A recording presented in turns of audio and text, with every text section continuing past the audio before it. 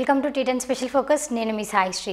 Telangana parliament ఎన్నికల్లో కాంగ్రెస్ అస్త్ర సన్యాసం చేసిందా? ప్రచారానికి రాహుల్ రామ్ అన్నారా అంటే అవునని అంటున్నాయి తాజా పరిస్థితులు. అటు హస్తిన నేతలు ఇటు టీపీసీసీ నేతలు ఇరువురు ప్రచారానికి ముఖం చాటేశారట. ఇంతకీ కాంగ్రెస్ వెనక్కి తగ్గడంలో కారణం ఎవరు అనే దానిపై టీ10 స్పెషల్ ఫోకస్.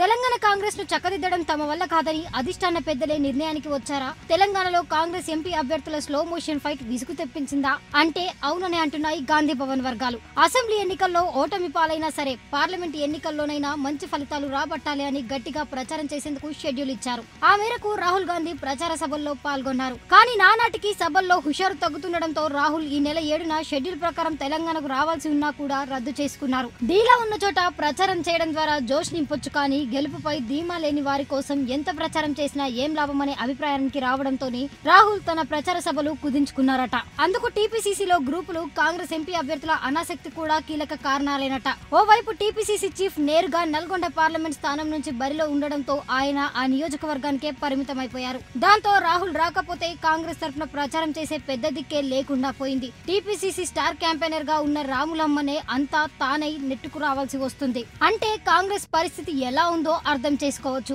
ఆమెను కూడా ఇటీవల కాంగ్రెస్ సీనియర్ నేత విహెచ్ అవమానించడంతో సభ నుంచి అలిగి వెళ్లిపోయారు రాములమ్మ.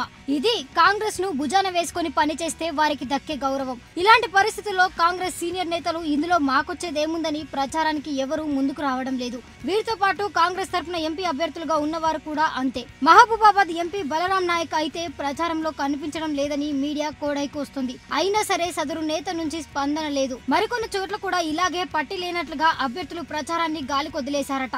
ఆ ప్రభావం సీరియస్ గా ప్రచారం చేసుకునే కాంగ్రెస్ అభ్యర్థులపైన కూడా పడే అవకాశం లేకపోలేదు. చేవేలలో కొండా విశ్వేశ్వరరెడ్డి, మల్కాజ్గిరిలో రేవంత్ రెడ్డి, ఖమ్మంలో రేణుకా చౌదరి, భువనగిరిలో కోమటిరెడ్డి వెంకటరెడ్డి, నల్గొండలో ఉత్తమ్ రెడ్డి వంటి నేతలు తమ నియోజకవర్గాల పరిధిలో గట్టిగానే ప్రచారం చేస్తున్నారు. కానీ మిగతా నియోజకవర్గాల్లోని గాలివాటం అన్ని పార్లమెంట్ నియోజకవర్గాలను చుట్టే అవకాశం ఉందంటున్నారు విశ్లేషకులు. దీనికి నష్ట నివారణ చర్యలు తీసుకోకుంటే భారీ మూల్యం చెల్లించక తప్పదంటున్నారు విశ్లేషకులు.